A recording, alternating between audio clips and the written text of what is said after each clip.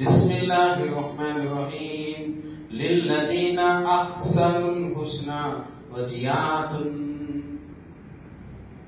అల్హమ్దులిల్లాహి రబ్బిల్ ఆలమీన్. సమస్త స్తోత్రములు అల్లాహ్కి మాత్రమే చెంది. సోదరులారా, ఈ సందర్భంగా నేను మీ ముందు చెప్పబోయే అంశము స్వర్గంలో అల్లాహ్ దర్శనం. శ్రద్ధగా గ్రహించండి. ఒక విశ్వాసికి స్వర్గంలో అల్లాహ్ దర్శనం అనేది ఎంత పెద్ద అనుగ్రహం అంటే, ఒక విశ్వాసికి దీన్ని మించిన అనుగ్రహం మరొకటి ఏది ఉండదో చెప్పాలి. స్వర్గం కంటే, స్వర్గంలో ఇవ్వబడే అనుగ్రహాల కంటే, ఆ జన్నతుల్ ఫిర్దౌస్ కంటే కూడా ఏదైనా మించిన అనుగ్రహం, గొప్ప అనుగ్రహం ఏదైనా ఉంది అంటే అది ఆ అల్లాహ్ యొక్క దర్శన భాగ్యం. అల్హమ్దులిల్లాహ్. అందుకే సోదరులారా, నేను ఆ అల్లాహ్తో దువా చేస్తున్నాను వల్ల ఇక్కడున్న మా అందరికీ మరియు మా తోటి సాథీలు అందరికీ, మా కుటుంబ సభ్యులకు, ఇంకా ఎంతమంది అయితే తౌహీద్ పై ఉంటారో వారందరికీ, ఎంతమంది అయితే సత్కార్యాలు చేస్తూ ఉంటారో వారికి, మోమిన్లకి, మోమినాత్కి అందరికీ కూడా ఆ జన్నతుల్ ఫిర్దౌస్ లో ఆ అల్లాహ్ యొక్క దర్శన భాగ్యము కలిగే భాగ్యాన్ని ప్రసాదించమని నేను అల్లాహ్తో దువా చేస్తున్నాను. ఆమీన్. సోదరులారా, మరి అంశానికి సంబంధించి నేను ప్రారంభంలో సూరే అల్ కియామా 75వ సూరా ఆయత్ నంబర్ 22, 23, అదేవిధంగా సూరే ఖాఫ్ 50వ సూరా ఆయత్ నంబర్ 35, సూరే యూనుస్ 10వ సూరా ఆయత్ నంబర్ 26, 3 ఆయతులు పఠించారు. ఈ 3 చిన్న చిన్న ఆయతులు, ఈ 3 ఆయతుల్లోని కూడా అల్లాహ్ సుబ్హానహు వ తఆలా స్వర్గంలో ఆయన యొక్క దర్శనం గురించి, ఇంకా విశ్వాసులకు ఇవ్వబడే అనుగ్రహాల గురించి తెలియపరిచారు. ఇన్షాల్లా నేను ఒక్కొక్కటిగా మీ ముందు వివరించడానికి ప్రయత్నిస్తాను. దీనికి సంబంధించి అల్లాహ్ సుబ్హానహు వ తఆలా ఇక్కడ ఏం చెప్తున్నాడు? సూరా కియామా 22, 23 చూడండి.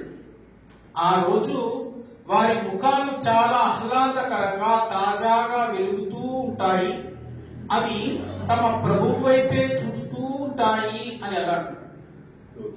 మరి దీని యొక్క తఫ్సీర్ని మనం పరిశీలిస్తే, ఆ వెలిగే ముఖాలు ఎవరివి అంటే విశ్వాసులు. తమ సత్పరిణామం వల్ల హర్షాతిరేకంతో వారి ముఖాలు విప్పారుతాయి, వారి చెంపకింపులు కాంతులీనుతూ ఉంటాయి. దానికి తోడు అల్లాహ్ యొక్క దర్శన భాగ్యం వల్ల వారి ఆనందానికి అవధుండు అని ఈ తఫ్సీర్ రాయబడి. అల్హమ్దులిల్లాహ్. చూడండి చూద్దాం. మరి దీని యొక్క రిఫరెన్స్ మహాప్రవక్త ముహమ్మద్ సల్లల్లాహు అలైహి వసల్లం వారి హదీస్ ని మనం పరిశీలిస్తే, హదీస్ లో వస్తుంది, సహీహ్ ముస్లిం హదీస్ నెంబర్ 266.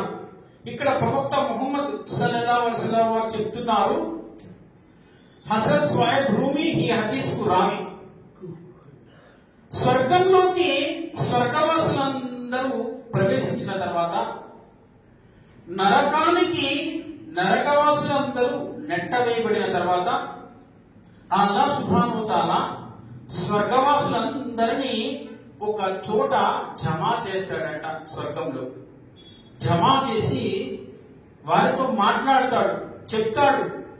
ఏంటి అంటే, నేను మీకు దునియాలో ఖురానే మజీద్ రూపంలో ఏ వాగ్దానాలైతే మీకు తెలియపరిచానో, ఏ అనుగ్రహాలైతే మీకు ఇస్తాను అని అన్నానో, అవి మీకు ఇక్కడ పూర్తిగా ఇచ్చానా లేక వీటి పట్ల తక్కువ చేసేనా అని.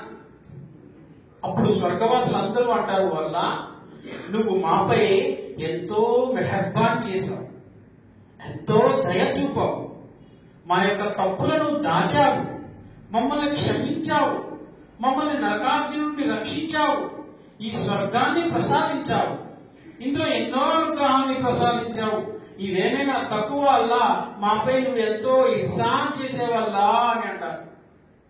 అల్లా సుబ్హానహు వ తఆలా అప్పుడు వారితో అంటాడు, ఇంకా మీకు ఒక అనుగ్రహం బాకీ ఉంది, అది ఇప్పుడు మీకు పూర్తి చేస్తాను అని. ఏంటి అనుగ్రహం? ప్రవక్త ముహమ్మద్ సల్లల్లాహు అలైహి వసల్లం హదీసులో చెప్తున్నారు, యౌమ యక్షిఫుల్ హిజాబ వమా ఉబుతు మిన్హు షై. ఆ రోజు అల్లాహకు మరియు దాసులకు మధ్య ఏవైతే ఇజ్జతో అబలు ఉందో, అంటే గౌరవమైన పరదాలు ఉన్నాయో అవి ఒక్కసారిగా అల్లాహ్ సుబ్హానహు వ తఆలా తొలగించడం జరుగుతుంది, తీసివేయడం జరుగుతుంది అన్నారు. మరి ఎప్పుడైతే ఈ పరదాలు అల్లాహ్ సుబ్హానహు వ తఆలా తొలగించాడో అల్హమ్దులిల్లా ఆ స్వర్గవాసులందరూ ఆ అల్లాహ్ని అలా చూస్తూనే ఉంటారట, అల్లాహ్ యొక్క దర్శనంలో మునిగిపోతారు అన్నారు కొంత మోస్తు. ఈ విషయమే అల్లాహ్ సుబ్హానహు వ తఆలా ఈ ఆయతులో ఇక్కడ చెప్తున్నాడు. ఆ రోజు ఎన్నో ముఖాలు తాజాగా ఉంటాయి, చాలా ఆహ్లాదకరంగా ఉంటాయి, అవి తమ ప్రభువు వైపే చూస్తూ ఉంటాయి. ప్రవక్త ముహమ్మద్ సల్లల్లాహు అలైహి వసల్లం చెప్తున్నారు హదీస్. మరి ఆ రోజు అల్లాహ్ని దర్శించే విషయంలో మోమిన్లు మరియు జిన్నాతులు ఎంత మాత్రం అలసిపోరు, అలా చూస్తూనే ఉంటారు. చూసే కొలది వారిలో ఒక రకమైనటువంటి తేజస్సు వస్తుంది అని అల్లాహ్, ఒక శక్తి పెరుగుతుంది, అలసిపోవడం జరుగుతుంది అంటారు పుట్టుమోసం. ఆ రోజు వారు అల్లాహ్ని చూసే విషయంలో ఎంతగా తన్మయత్వం చెందుతారు అంటే అల్హమ్దులిల్లా వారు స్వర్గంలో ఉన్నారు అని, అల్లాహ్ అనుగ్రహాలను అనుభవిస్తున్నారనే విషయం కూడా తెలియదు. అంతగా తన్మయత్వం చెందుతారు అన్నారు. చూడండి, అల్లాహ్ యొక్క ఆయన ముఖము నుంచి వచ్చే వెలుగు ఎంత అద్భుతమైన వెలుగు, ఆయన తేజస్సు, ఆయన వర్చస్సు ఎంత అందమైన ముఖం, ఎలాంటి దర్శనం. ఆలోచన చేయించుకుంటున్నారు. అందుకే ఒక విశ్వాసికి అల్లాహ్ యొక్క దర్శనాన్ని మించినటువంటి అనుగ్రహం మరి ఏది ఉండదు. ఎందుకంటే ఆయన నుంచి వచ్చినటువంటి ఒక్క తేజస్సు అల్హమ్దులిల్లా కోటాను కోట్ల మంది స్వర్గవాసుల యొక్క ముఖాల్లో నూరు నింపుతున్నారు. ఎంత గొప్ప దివ్య దర్శనం, ఎలాంటి తేజస్సు అల్హమ్దులిల్లా. అల్లాహ్ యొక్క దర్శనం అంత గొప్ప దర్శనం చూడండి. కాబట్టి ప్రతి ముస్లిం కూడా ఆయన యొక్క దర్శనాన్ని కోరుకోవలసి. దీన్ని మించిన అనుగ్రహం అనేది ఇంకోటి ఉండదు. మీరు గమనించండి, ఈ ప్రపంచంలో మనిషి మరణించే వరకు కూడా తృప్తి అనేది ఉండదు. నువ్వు బాగా ధనం సంపాదించు, తృప్తి ఉండదు. లేదా నువ్వు అధికారంలో గొప్ప గొప్ప హోదాలు సంపాదించు, తృప్తి ఉండదు. ఎంతైనా చెయ్యి, తృప్తి ఉండదు. ఏమైనా చెయ్యి, తృప్తి ఉంది, ఇంకా ఏదో చేయాలి, ఇంకా ఏదో. మనిషికి ఎప్పుడు అల్హమ్దులిల్లా చాలు అని ఉంటుందో తెలుసా? అల్లాహ్ యొక్క దర్శనం. అంత గొప్ప దివ్యశక్తి అల్లాహ్ దర్శనంలో. అల్హమ్దులిల్లా. కాబట్టి సోదరులారా, నేను అల్లాహ్తో దుఆ చేసిన వల్ల అలాంటి దర్శన భాగ్యం ఇప్పుడు మా అందరికీ కలిగే భాగ్యం తీసుకొచ్చు. ఆ పరలోకంలో అల్లాహ్ యొక్క దర్శన భాగ్యం అనేది మోమిన్లకైనా ముజ్రిములకు కూడా ఉంటుందా? ఈ విషయం మనం తెలుసుకున్నట్టయితే ఖురాన్ మరియు సహీహ్ హదీసుల ఆధారంగా ముజ్రిములు అంటే పాపాలు చేసేవారు అని. వీళ్ళకి ఎంత మాత్రం అల్లాహ్ యొక్క దర్శన భాగ్యం లభించింది. అల్లాహ్ సుబ్హానహు వ తఆలా ఖురాన్ మజీద్ లో సూరా అల్ ముతఫిఫీన్ 83వ సూరా ఆయత నంబర్ 15లో చెప్తున్నాడు. చూడండి, కాదు వారు ఆ రోజు అల్లాహ్ని చూడకుండా ఒక పక్కగా పెట్టబడతారు, చాటుగా పెట్టబడతారు. మరి దీని తఫ్సీర్ చూసినట్టయితే వారు ఎవరు? పాపాలు చేసేవాళ్ళు. దీనికి ఇమాం షాఫాయి రహమతుల్లాహి అలైహి వారు తఫ్సీర్ చేస్తున్నారు. ఏం చేస్తున్నారంటే, ముజ్రిములకు ఆ రోజు పాపాలు చేసే వాళ్ళకి అల్లాహ్ యొక్క దర్శనం అనేది దొరకదు, లభించదు. దానికి బదులు మోమిన్లకు అల్లాహ్ యొక్క దర్శనం దొరుకుతుంది. వారికి అక్కడ కోరికలు లభిస్తుంది. వారికి అక్కడ కోరికలు లభిస్తుంది. ఈ విషయం అల్లాహ్ సుబ్హానహు వ తఆలా ఖురాన్లో చెప్తున్నాడు.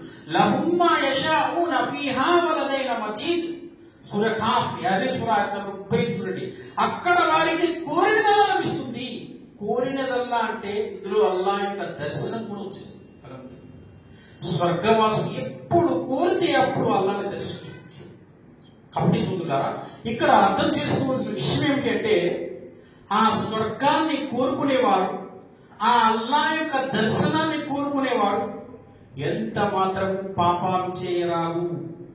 ఈ ఆయత ప్రకారం ఎవరైతే పాపాలు చేస్తారో వారికి అల్లాహ్ దర్శనం దొరకదు. పాపం చిన్నదే కదా అని మనం వాళ్ళు అనుకుంటూ పోతూ ఉంటారు. చిన్న పాపమే కదా, దీన్ని ఎవరు పట్టుకుంటారు అని. చిన్న పాపాన్ని కూడా అల్లాహ్ సుబ్హానహు వ తఆలా ఆఖిరతులో పట్టుకుంటారు. చిన్న పాపాలు ఆఖిరతులో చాలా పెద్దగైపోతాయి. దానితో దర్శనాన్ని కోల్పోతారు. అల్లాహ్ యొక్క దర్శన భాగ్యాన్ని కోల్పోతారు. కాబట్టి సోదరులారా, అల్లాహ్ దర్శనాన్ని కోరుకునేవారు అల్హమ్దులిల్లాహ్ చిన్న పాపాన్ని కూడా చేయరాదు, చేయకూడదు. ఈ విషయాన్ని అర్థం చేసుకుంటున్నారు. అయితే ఆలోచన చేయండి, మరి ఆ స్వర్గంలో అల్లాహ్ యొక్క దర్శన భాగ్యం అనేది ఎంత స్పష్టంగా ఉంటుంది, ఎంత క్లియర్గా ఉంటుంది.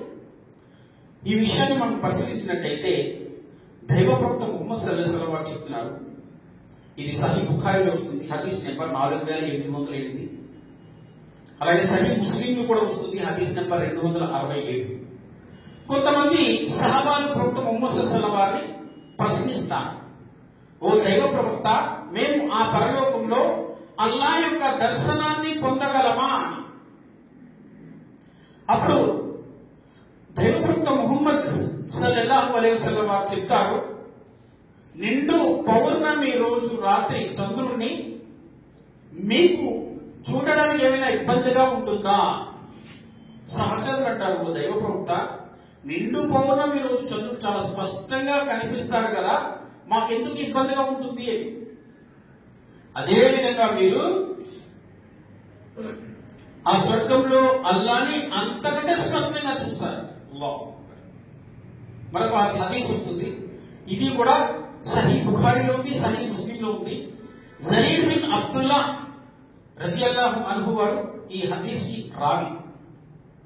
ఇక్కడ ఆయన చెప్తున్నారు, ఒకరోజు దైవ ప్రవక్త ముహమ్మద్ సల్లల్లాహు అలైహి వసల్లం వారు మా వద్దకి త్వరగా వచ్చారు. ఆ రోజు 14వ తారీఖు రాత్రి మేము బదర్ మైదానంలో కూర్చున్నాం. ప్రవక్త ముహమ్మద్ సల్లల్లాహు అలైహి వసల్లం వారు చెప్తున్నారు, ఓ నా సహచరులారా, మీరు ఆ చంద్రుడిని చూడండి. మేము ఆ చంద్రుడిని చూశాము. అప్పుడు దైవ ప్రవక్త చెప్తున్నారు, మీరు దాన్ని చూడటంలో మీకేమైనా అభ్యంతరకరమా? ఓ దైవ ప్రవక్త, చాలా స్పష్టంగా కనిపిస్తున్నాడు చంద్రుడు, మేఘాలు కూడా అడ్డులేవు, ఇంకా మాకు అభ్యంతరకరం ఏముంటుంది, ఇబ్బంది ఏముంటుంది అన్నా. అప్పుడు దైవ ప్రవక్త అంటున్నారు, మీరు ఆ స్వర్గంలో ఇంతకంటే స్పష్టంగా మీరు అల్లాహ్ని చూస్తారు. ఇలాంటిది మరొక హదీస్ వస్తుంది, అబూ మూసా అషారీ రజియల్లాహు అన్హు వారు లిఖించిన హదీస్. దైవ ప్రవక్త ముహమ్మద్ సల్లల్లాహు అలైహి వసల్లం వారు చెప్తున్నారు ఈ హదీస్ లో, ఏంటి అంటే అల్లాహ్ సుబ్హానహు వ తఆలా స్వర్గాన్ని ఎలా తయారు చేశాడు అంటే, స్వర్గంలో ఒక్కొక్క అంతస్తుకి ఒక్కొక్క స్థాయి పెట్టాడు. ఉదాహరణకి జన్నతే మావా, జన్నతే ఆలా, జన్నతుల్ అదన్, జన్నతుల్ ఫిర్దౌస్. జన్నతుల్ అదన్లో అయితే అల్లాహ్కి మరియు దాసులకి మధ్య కేవలం కొన్ని పరదాలు మాత్రమే ఉంటాయి. ఆ పరదాలు చాటున దాసులు ఎల్లప్పుడూ అల్లాహ్ని దర్శనం చేసుకుంటూ ఉంటారు. అలాంటి వారు దానిలో ఉంటారు. మరి జన్నతుల్ ఫిర్దౌస్ గురించి చెబుతూ ఇక్కడ చెప్తున్నారు, జన్నతుల్ ఫిర్దౌస్ యొక్క పై కప్పు అల్లాహ్ రహ్మాన్ యొక్క అర్షై ఉంటుంది అలా. అక్కడ స్వర్గవాసులు ఎల్లప్పుడూ అల్హమ్దులిల్లాహ్ అల్లాహ్ యొక్క దర్శనాన్ని చేసుకుంటూ ఉంటారు అలా. ఇక్కడ పరదా గురించి చెప్పబడలేదు. ఇంకా చెప్తున్నారు, జన్నతుల్ ఫిర్దౌస్ నుంచే పాల నది, తేనె నది, కౌసర్ నది ఇంకా అనేక నదులు ప్రవేశిస్తాయి. కింద 99 స్వర్గాలు ఉంటాయి. అన్ని స్వర్గాల్ని కూడా ఇది వెళ్ళడం జరుగుతుంది అలా. అంత గొప్ప ఘనత కలిగి జన్నతుల్ ఫిర్దౌస్. కాబట్టి ఓ విశ్వాసులారా, ఓ సహచరులారా, మీరు ఎప్పుడెప్పుడైతే ఆ స్వర్గం కోసం దువా చేస్తారో జన్నతుల్ ఫిర్దౌస్ కోరుకోండి అన్నారు. ఎందుకంటే జన్నతుల్ ఫిర్దౌస్ లో ఎల్లప్పుడూ అల్లా యొక్క దర్శనం మీకు జరుగుతుంది అన్నారు. చూడండి, ఎప్పుడెప్పుడు మనం దువా చేస్తాం స్వర్గం కోసం, దైవం కోసం. హదీస్ పరిశీలించి ప్రతి నమాజ్ అనంతరం మరియు ఉదయము సాయంత్రము కూడా తహజ్జుద్ సమయంలో కూడా అల్లా దర్శనం కోసం ఇంకా జన్నత్ కోసం విశ్వాసం దువా చేసుకుంటూ ఉంటారు. మరి ఎవరైతే ప్రతిరోజు స్వర్గం కోసం 3 సార్లు దువా చేస్తారో, అలాగే నరకం కోసం 3 సార్లు దువా చేస్తారో, అంతిమ దినాన అల్లాహ్ సుబ్హానహు వ తఆలా స్వర్గం కోసం దువా చేసిన వారిని నించోబెట్టి ఆ స్వర్గాన్ని పిలుస్తాడట. ఓ జన్నత్, ఓ స్వర్గము, వీరి కోసం నువ్వు సిఫారసు చెయ్యి. అప్పుడు స్వర్గం సిఫారసు చేస్తుంది. వల్ల ఈ దాసుడు ఎప్పుడు కూడా నన్ను కోరుకునేవాడు, కాబట్టి నాలో ప్రవేశింపజేయి. ఆ తర్వాత నరకాన్ని పిలిచి చెప్తాడు, ఓ జహన్నం, ఈ నా దాసుడి కోసం సిఫారసు చెయ్యి. జహన్నం కూడా సిఫారసు చేస్తుంది అన్నాడు. వల్ల నా నుంచి దూరంగా ఉంచమని ఎప్పుడు దువా చేసుకుంటూ ఉండేవాడు, కాబట్టి నా నుంచి దూరంగా ఉంచు అని. అల్లాహ్ సుబ్హానహు వ తఆలా అప్పుడు స్వర్గము నరకము ఈ రెండింటి యొక్క సిఫార్సును అంగీకరిస్తాడు అన్నాడు. మనల్ని ఆ నరకాగ్ని నుండి రక్షించి స్వర్గంలోకి ప్రవేశింపచేస్తాడు అన్నాడు. మరి ఎప్పుడైతే మీరు స్వర్గం కోసం దువా చేస్తారు, అల్లాహుమ్మా ఇన్ని అస్సలుకల్ జన్నతుల్ ఫిర్దౌస్, అల్లాహుమ్మా ఇన్ని అస్సలుకల్ జన్నతుల్ ఫిర్దౌస్, అల్లాహుమ్మా ఇన్ని అస్సలుకల్ జన్నతుల్ ఫిర్దౌస్ దువా చేస్తారు. మరియు అల్లాహుమ్మా అజిర్ని మినన్నార్, అల్లాహుమ్మా అజిర్ని మినన్నార్, అల్లాహుమ్మా అజిర్ని మినన్నార్, నరకాగ్ని నుంచి శరణ కోసం దువా చేస్తారు. అల్హమ్దులిల్లా, మీకు ఈ రెండింటి యొక్క సిఫారసు అంతిమ దినాన దొరుకుతుంది. అల్హమ్దులిల్లా, జన్నతుల్ ఫిర్దౌస్ మీకు దొరుకుతుంది. అందులో అల్లాహ్ యొక్క దర్శన భాగ్యం దొరుకుతుంది. చూడండి సోదరులా, నేను చెప్పే ఈ హదీస్లన్నీ కూడా సహీ హదీస్, జైఫ్ హదీస్ కాదండి. సుననే అర్బా నుంచి సిహా యొక్క హదీస్ నుంచి తీసుకున్నది. జలీల్ యొక్క సహాబాలు, 30 మంది సహాబా యొక్క దలీల్ ఉన్న హదీస్. వీటిని మన పండితులు ఉర్దూలో ట్రాన్స్లేషన్ చేశారు. మనకు కావలసిన భాషలో మనం చెప్పుకుంటాం. కాబట్టి సోదరులారా అర్థం చేసుకోండి. అయితే ఆలోచన చేయండి, ఇక్కడ మనం ప్రధానంగా ఒక ప్రశ్న గురించి తెలుసుకోవాలి. మరి ఏంటి ఆ ప్రశ్న అంటే, ఏ వ్యక్తి అయినా ఈ దునియాలో అల్లాని చూశాడా మరియు చూడగలరా? చూడండి సోదరులారా, ఎందుకు చెప్తున్నానంటే, మన ముస్లిం సమాజంలోనే ఒక వర్గం వారు ఉంటారు. వారు ఏమంటారు అంటే, ఈ ప్రపంచంలో ఎవరు అల్లాని చూడలేదు, కానీ దైవ ప్రవక్త ముహమ్మద్ సల్లల్లాహు అలైహి వసల్లం మాత్రం అల్లాని చూశారు అంటారు. దీని యొక్క ఆధారంగా ఏం చెప్తారు? దైవ ప్రవక్త ముహమ్మద్ సల్లల్లాహు అలైహి వసల్లం వారు మేరాజ్ గగనయాత్రకు వెళ్ళినప్పుడు అల్లాహ్ సుబ్హానహు వ తఆలా స్వర్గాన్ని మరియు నరకాన్ని చూపించాడు కదా, అప్పుడు ఆయన యొక్క దర్శనం కూడా చూపించాడు. అప్పుడు అల్లా యొక్క దర్శనం అయ్యింది అంటారు. ఇంకా కొంతమంది ఏమంటారు అంటే, ఇంకా కొంచెం ముందుకెళ్ళిపోయి అల్లా ప్రవక్త ముహమ్మద్ సల్లల్లాహు అలైహి వసల్లం అర్ష్ అజీమ్ పైకి పిలిపించుకున్నాడు, అక్కడ మాట్లాడాడు, దర్శనం కూడా ఇచ్చాడు అంటారు. అస్తగ్ఫిరుల్లాహ్. చూడండి సోదరులారా, ఇది ఎంత అజ్ఞానం అంటే, స్వయంగా దైవప్రవక్త ముహమ్మద్ సల్లల్లాహు అలైహి వసల్లం ఒక హదీస్ లో చెప్తున్నారు. చూడండి, ఈ హదీస్ సహీహ్ ముస్లిం షరీఫ్ లో వస్తుంది. ప్రవక్త ముహమ్మద్ సల్లల్లాహు అలైహి వసల్లం అంటున్నారు, వయరాహదు మిన్కుమ్ రబ్బహు హత్తా యమూత్. ఈ దునియాలో ఎవరు ఆ అల్లాని చూడలేరు ఎప్పటి వరకు అయితే వారికి మరణం రాదు అన్నారు. చూడండి సోదరులు, అంటే దీన్ని ఎలా అర్థం చేసుకోవాలి?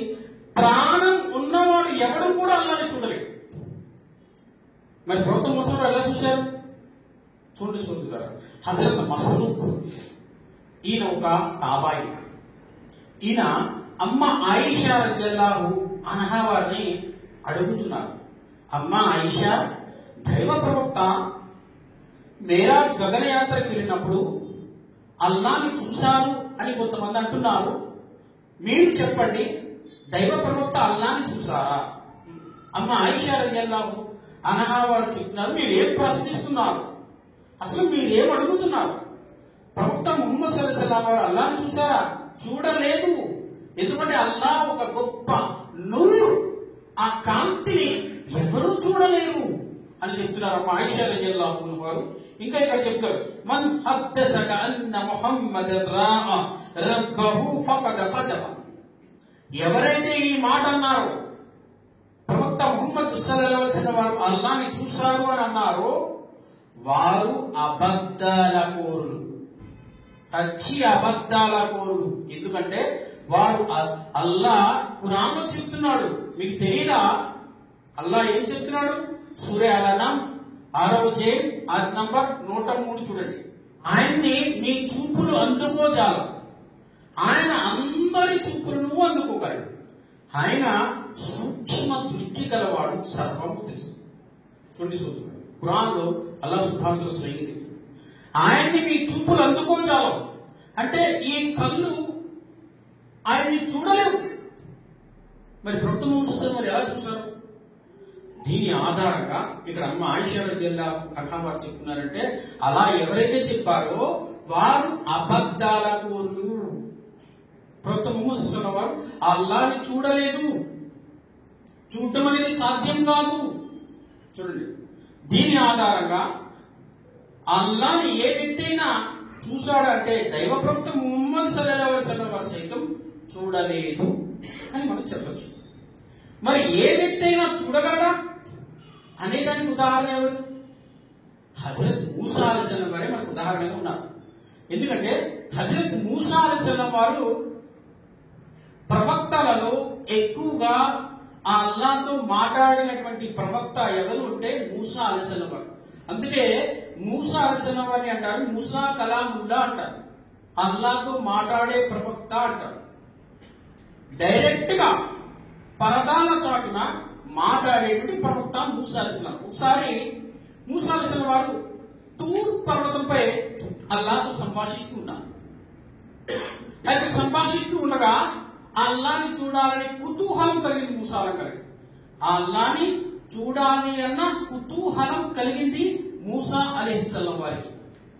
ఆ అల్లాహ్ని అడిగాడు, ఓ అల్లా, నేను నిన్ను చూడాలనుకుంటున్నాను, నీ దర్శన భాగ్యం ఒక్కసారి నాకు కలిగించు. ఈ విషయం అల్లాహ్ సుబ్హానహు వ తఆలా ఖురాన్లో సూర అల్-అరాఫ్ 7వ అధ్యాయం ఆది నంబర్ 143లో చెప్తున్నాడు. చూడండి, ఓ మూసా, నువ్వు ఎట్టి పరిస్థితుల్లోని నన్ను చూడలేవు. మూసా అలైహిస్సలాం అంటున్నాడు, లేదు అల్లా, నేను నిన్ను ఒక్కసారి చూడాలనుకుంటున్నాను, ఒక్కసారి చూపించు, ఒక్కసారి చూపించు. అప్పుడు మూసా అలైహిస్సలాం, అల్లాహ్ సుబ్హానహు వ తఆలా మూసా అలైహిస్సలాం చెప్తాడు, ఓ మూసా, సరే అయితే అదిగో నువ్వు ఆ పర్వతం వైపు చూడు, అది కానీ దాని నిజ స్థితిలో ఉంటే కనుక నువ్వు నన్ను చూద్దువుగా. మూసా అలైహిస్సలాం యొక్క దృష్టి పర్వతం వైపు పడింది. అల్లాహ్ సుబ్హానహు వ తఆలా నుంచి ఒక చిన్న తేజస్సుని ఆ పర్వతం వైపుకి పంపాడు అల్లాహ్ సుబ్హానహు వ తఆలా. ఎప్పుడైతే ఆయన నుంచి వచ్చేటువంటి చిన్న తేజస్సు ఆ పర్వతంపై పడిందో ఆ పర్వతం ముక్కలైంది, తునాతునకలైంది. ఈ విషయం అల్లాహ్ ఖురాన్లో చెప్పినట్టు ఈ ఆడు మూసా అలైహిస్సలాం వారు ఆ సంఘటన చూసి స్పృహ తప్పి పడిపోతారు. కాసేపటికి స్పృహ వచ్చిన తర్వాత లేచి అల్లాహ్తో తౌబా చేసుకుంటారు, వల్ల నువ్వు పరమ పవిత్రుడి వల్ల నేనే వాస్తవంగా తప్పు చేశాను.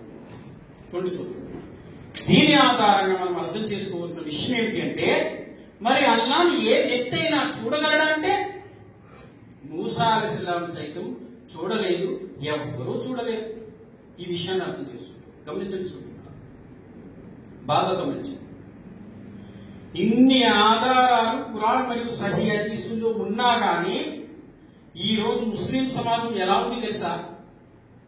అల్లా యొక్క దర్శనం అనే విషయంలో ఎలా ఉంది తెలుసా? మీకు చిన్న ఉదాహరణ చెప్తాను. సీరతే గౌస్ పాక్ అని ఒక పుస్తకం ఉంది. ఈ పుస్తకాన్ని కనుక చదివితే ఇంకా ఇలాంటి ముస్లింలు ఉన్నారు ఈ ప్రపంచంలో, ఇంకా ఇలాంటి పుస్తకాలు సమాజంలో ఉన్నాయా అనిపిస్తుంది. ఎందుకంటే ఈ బుక్ లో చిన్న వాక్యం చెప్తాను చూడండి. అల్లా సుబ్హానహు వ తఆలా జిలానీ రహ్మతుల్లాహి అలైహి వారిని ఒకసారి అర్ష అజీం పైకి పిలిపించుకున్నారట. అర్ష అజీం పైకి పిలిపించుకుని జిలానీ రహ్మతుల్లాహి అలైహి వారి చెయ్యి పట్టుకుని అర్షపై నడుస్తూ ఉన్నారట.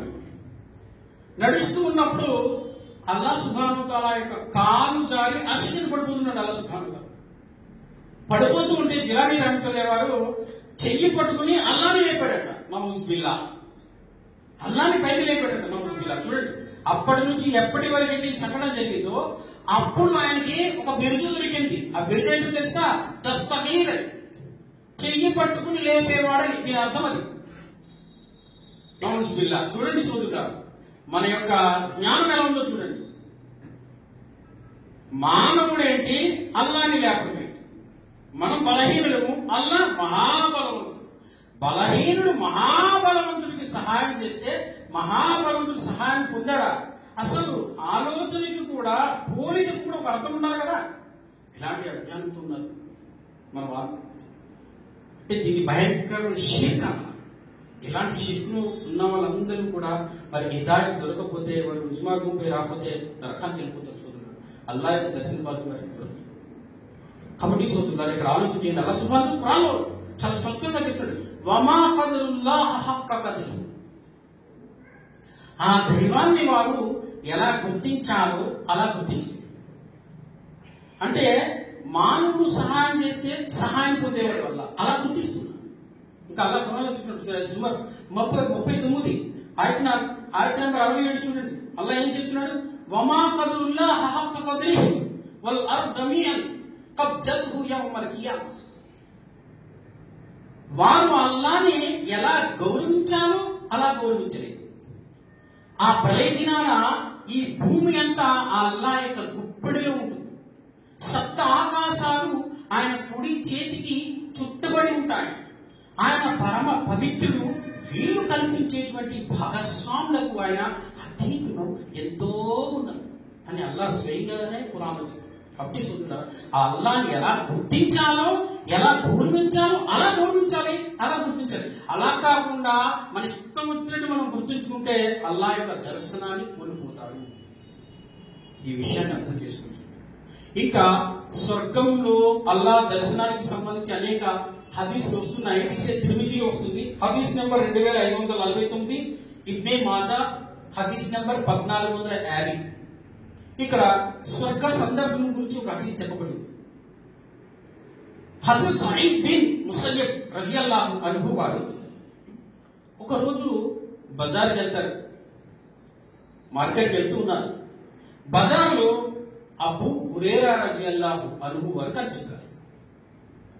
అబూ హురైరా రజియల్లాహు అన్హు వారు ఎప్పుడైతే కనిపించారో ఇరువురు కూడా చాలా చక్కగా ముచ్చటించుకుంటారు, మాట్లాడుకుంటారు. ఆ తర్వాత అబూ హురైరా రజియల్లాహు అన్హు వారు వెళ్ళిపోతూ సయీద్ బిన్ ముసయ్యబ్ రజియల్లాహు అన్హు వారితో ఇలా అంటారు, ఈ ప్రపంచంలో, ఈ బజార్లో మనం ఏ విధంగా అయితే కలిసామో అదే విధంగా అల్లా సుబ్హానహు వ తఆలా ఆ స్వర్గంలో మన ఇద్దరిని కూడా కలిపి భాగ్యాన్ని ప్రసాదించుకొని దువా చేస్తున్నాను అంటారు. అప్పుడు సయీద్ రజియల్లాహు అన్హు వారు అంటారు, ఓ అబూ హురైరా, స్వర్గంలో కూడా బజార్లు ఉంటాయా? అబూ హురైరా రజియల్లాహు అన్హు వారు అంటారు, ఉంటాయి, స్వర్గంలో కూడా బజార్లు ఉంటాయి. నువ్వు వినలేదా? నేను దైవ ప్రవక్త ముహమ్మద్ సల్లల్లాహు అలైహి వసల్లం వారి నోటి నుంచి విన్నాను. స్వర్గంలో బజార్లు ఉంటే కాదు, ఆ బజారులో గొప్ప గొప్ప సింహాసనాలు ఉంటాయి. అల్లా యొక్క నూరుతో నింపబడి ఉంటాయి. ఇంకా గొప్ప కుర్చీలు ఉంటాయి. స్వర్గంలో చాలా మంచి దిమ్మలు ఉంటాయి. అక్కడ జుమ్మాకు అందరినీ పొగ్గు చేయడం జరుగుతుంది. దానిపై ఆసీనులై ఉన్నప్పుడు అల్లా యొక్క నూరు అక్కడికి వస్తుంది. ఆ నూరులో, ఆ కాంతిలో అల్లా వస్తాడు, అక్కడికి సంభాషిస్తాడు, స్వర్గవాసులతో మాట్లాడతాడు. ఇక్కడ ఈ బజార్ దునియాలో ఉండే బజార్ కాదు. ఈ బజార్ అంతా నా అనుగ్రహంతో నింపబడి ఉన్న బజార్. ఇక్కడ మీకు ఏది కావాలంటే అది మీకు దొరుకుతుంది. దాన్ని మీరు తీసుకెళ్ళచ్చు. ప్రతిదీ కూడా నా అనుగ్రహంతో నింపబడింది. మీకోసం ఇది అలంకరించబడింది. అల్లాహ్ సుబ్హానహు వ తఆలా. ఇంకా హదీస్ వస్తుంది, ఆ బజార్ ఎంతగా అల్లా అనుగ్రహంతో నింపబడుతుంది అంటే ఆ బజార్లో ఉండేటువంటి ఇసుక కూడా అల్లా అనుగ్రహంతో నింపబడి ఉంటుందంట.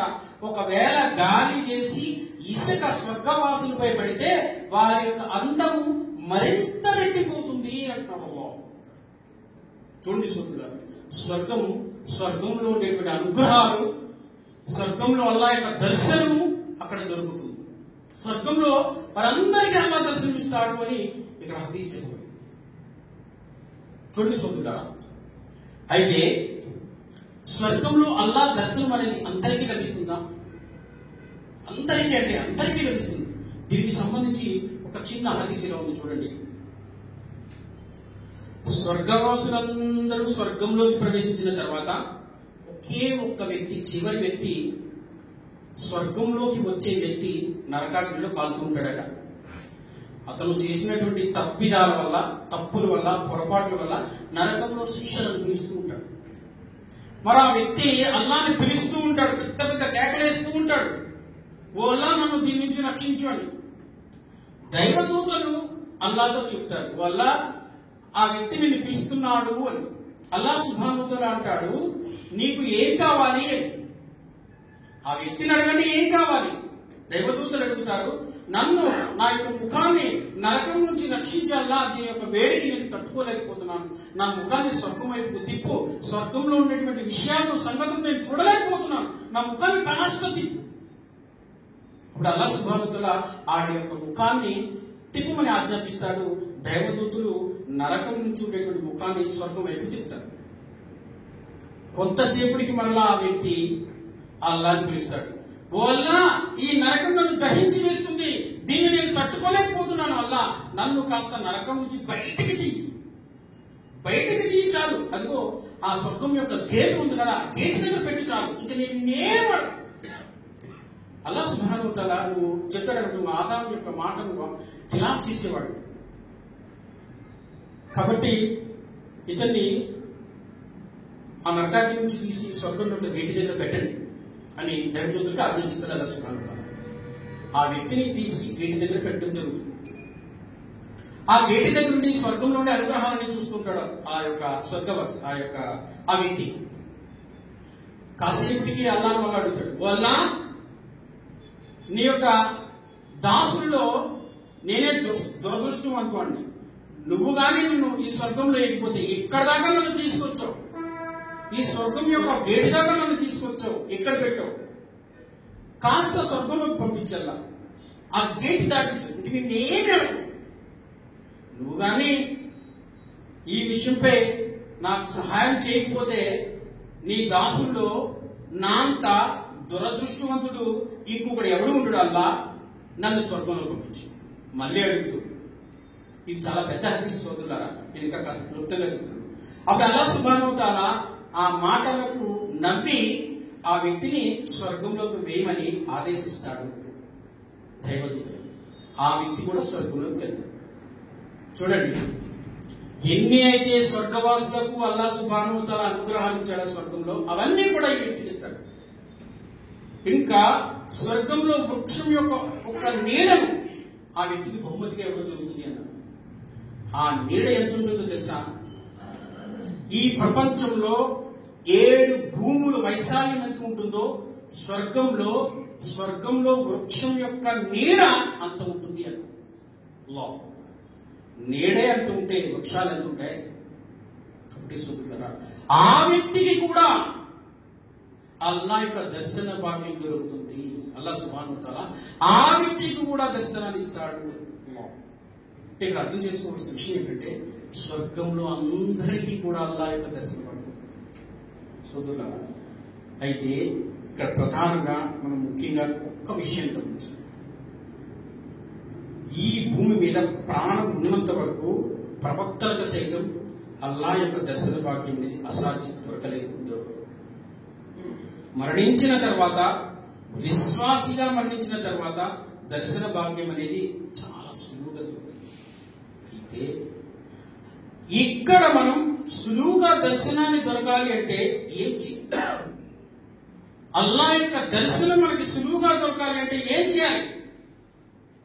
ఇక్కడ ఏం చేయాలి? అల్లా సుబ్హానహు వ తఆలా చెప్తున్నాడు ఈ విషయం కూడా.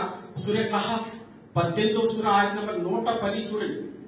కనుక ఆ అల్లాని కలుసుకోవాలని ఉన్న ఆకాంక్ష ఉన్నవారు సత్కార్యాలు చేయాలి. ఒక షరతు పెట్టాడు అల్లా. ఆ అల్లాని తప్ప మరొకరిని ఆరాధించకూడదు, ఆరాధనలో మరొకరికి భాగస్వామ్యాన్ని కల్పించకూడదు. రెండవ షరతు పెడుతున్నాడు. ఈ ఆయత్ చూడండి. ఆ అల్లాని కలుసుకోవాలి అన్నా, ఆయన్ని దర్శించుకోవాలని ఆకాంక్ష ఉన్నవారు మొదటి షరతు సత్కార్యాలు చేయాలి. రెండోది తౌహీద్ పై ఉండాలి, అల్లా ఏకత్వంపై ఉండాలి, షిర్క్ చేయకూడదు. ఆ అల్లాని తప్ప ఇతరుల ముందు, ఎవరి ముందు నువ్వు సజ్దా చేసినా, ఎవరిని అడుక్కున్నా, ఎవరిని రోధించినా అల్లా దర్శన భాగ్యం కోల్పోతాడు. కాబట్టి సోదరులారా, ఈ విషయాన్ని ప్రధానంగా ఇక్కడ గమనించాలి, గుర్తించాలి. అంటే సత్కార్యాలు అంటే ఏంటండి? సత్కార్యాలు అనేవి ప్రధానంగా రెండు రకాలు. ఒకటి మనం స్వతహాగా చేసే సత్కార్యాలు. మనం స్వతహాగా చేసే సత్కార్యాలు. ఒక వ్యక్తి ఉన్నాడు, నువ్వు 10 రూపాయలు దానం చేయొచ్చు, నీకుంటే 100 చేయొచ్చు, లేకపోతే 1000 రూపాయలు చేయొచ్చు, నీ ఇష్టమని. కానీ అలా హుకుం చేసే సత్కార్యాలు ఉన్నాయి చూసావా? నీకు ఇష్టం ఉన్నా లేకపోయినా దీన్ని కంపల్సరీ ఆచరించాలి.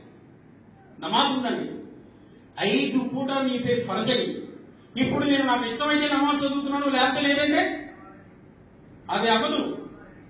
అల్లా యొక్క దర్శనాన్ని కోరుకునేవారు, అంతిమ దినాన అల్లాని చూడాలి అనుకున్నవారు, ప్రేమ, అభిమానం, కుతూహలం ఉన్నవారు తప్పకుండా 5 పూటల నమాజ్ను ఆచరించాలి. 5 పూటల నమాజ్ను ఆచరించే వారిని మాత్రమే అల్లా ప్రేమిస్తాడు. మరి నేను ఇప్పుడు అయిపోయింది, జుమ్మా అయిపోయింది, మనం ఎప్పుడు జ్ఞాపకం ఉంటే అప్పుడు నమాజ్ చదువుకుంటాం. జుమ్మాకి వచ్చేవాళ్ళు కొంతమంది ఉంటారు, ఎందుకే రంజాన్కి, ఈద్కి చదివే వాళ్ళు కొంతమంది ఉంటారు, ఇంకా కొంతమంది బాగా ఎక్కువ ఉన్న వాళ్ళు ఏం చెప్పండి, ఎవరు చదివినా కానీ నమాజ్కి రాదు. ఇలాంటి ముస్లిం చాలా మంది ఉన్నారు. అల్లా సుబ్హానహు వ తఆలా ఇష్టపడాలి కదా, నీ యొక్క దర్శనం, అల్లా యొక్క దర్శనం అల్లాకి నీకు ఇవ్వాలి అంటే అల్లా నేను ఇష్టపడాలి కదా. కాబట్టి సోదరులారా, సత్కార్యాలు అనేవి ప్రధానమైనవి. సత్కార్యాలు నమాజ్ ప్రధానమైనవి. ఆ తర్వాత హజ్, ఇంకా నీకు శక్తి ఉంటే 30 రోజులు ఉపవాసం, ఇంకా ఇవన్నీ ఏమైతే ఉన్నాయో అవన్నీ. కాబట్టి నేను నమాజ్ చదవను, నాకు ఎప్పుడు జ్ఞాపకం ఉంటే అప్పుడు చదువుకుంటాను, జుమ్మా అయిపోయింది మళ్ళీ జుమ్మాకు వస్తానంటే అల్లా దర్శనాన్ని నువ్వు ఎంత మాత్రము నీకు నోచుకోలేవు. అల్లా దర్శనం దొరకదు.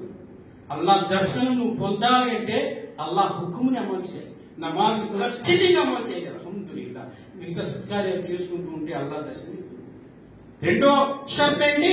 తౌహీద్ పై ఉండాలి, షిర్క్ ఎంత మాత్రం ఉండకూడదు. ఈ విషయం గుర్తించాలి సోదరులారా. తర్వాత అల్లా యొక్క దర్శనం మనకి సులువుగా అవ్వాలి అంటే ఏం చేయాలి? రెండో విషయం దువా.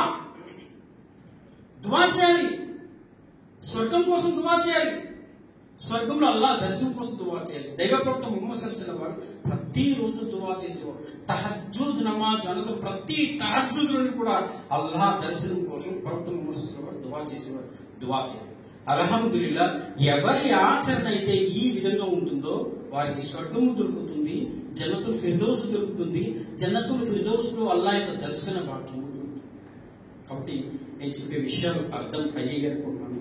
మరి నేను అల్లాతో దువా చేస్తున్నాను వల్ల ఏ విషయాలైతే ఇక్కడ చెప్పడం జరిగిందో దీనిపై జ్ఞానాన్ని హాసిల్ చేసి అమలు చేసే భాగ్యాన్ని ప్రసాదించాను. ఆమీన్.